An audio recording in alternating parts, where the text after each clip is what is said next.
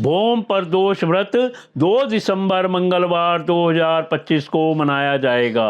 भौम प्रदोष व्रत सायंकाल 5:24 से 8:07 तक, मार्गशीर्ष शुक्ल त्रयोदशी प्रारंभ 2 दिसंबर दोपहर 3:57 से, त्रयोदशी तिथि समाप्त 3 दिसंबर दोपहर 12:25 तक। पौराणिक कथाओं के अनुसार एक बार जब शिव योग का संचारण और सृष्टि की संरचना की व्याख्या सप्त ऋषियों से कर रहे थे, तब एक सुंदर घटना घटित हुई।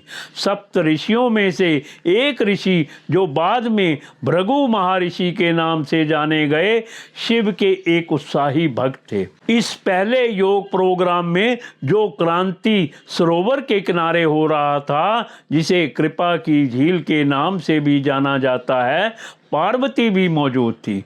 भृगु हमेशा की तरह सुबह जल्दी आए और वे शिव की प्रदक्षिणा करना चाहते थे।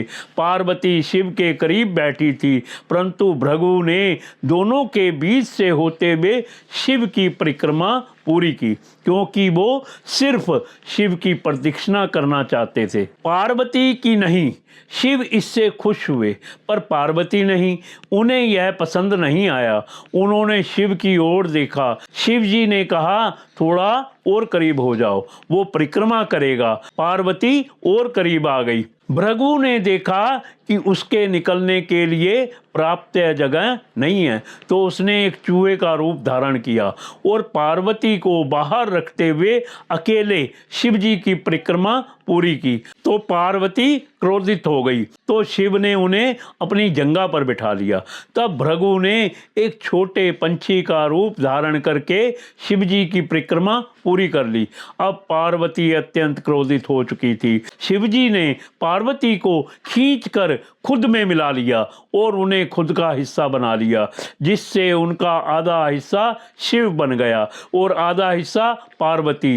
वे अर्धनारीश्वर बन गए। भृगु ने यह देखा और खुद को एक मधुमक्खी के रूप में बना लिया और उनकी दाहिनी टांग का चक्कर लगा दिया। भृगु का बचकाना भक्ति भाव देखकर शिव जी खुश तो हुए, पर साथ ही वे नहीं चाहते थे कि भृगु अपनी भक्ति में इतना खो जाएं कि वो प्रकृति के परम स्वभाव को ही समझ ना पाएं। तो वे सिद्ध आसन पर बैठ गए। अब भृगु के पास कोई रास्ता नहीं बचा था कि वो सिर्फ शिव या उनके शरीर के किसी हिस्से का चक्कर लगा सकें। अगर उन्हें अब परिक्रमा करनी थी तो दोनों सिद्धांतों, सत्येन और पौरुष, दोनों की ही करनी पड़ेगी। उस दिन भौम प्रदोष व्रत था, इसलिए इसकी महत्वता और बढ़ गई। यह कथा हमें संप्रेषित करती है कि जब हम योग की बात करते हैं तो हम सभी आयामों के समावेश की बात करते हैं। यह कोई व्यायाम या प्रक्रिया नहीं है जिससे आप सेहतमंद होते हैं। यह मानव जाति के परम कल्याण के बारे में है, जिसमें जीवन का कोई भी पहलू बाहर नहीं रखा जा सकता।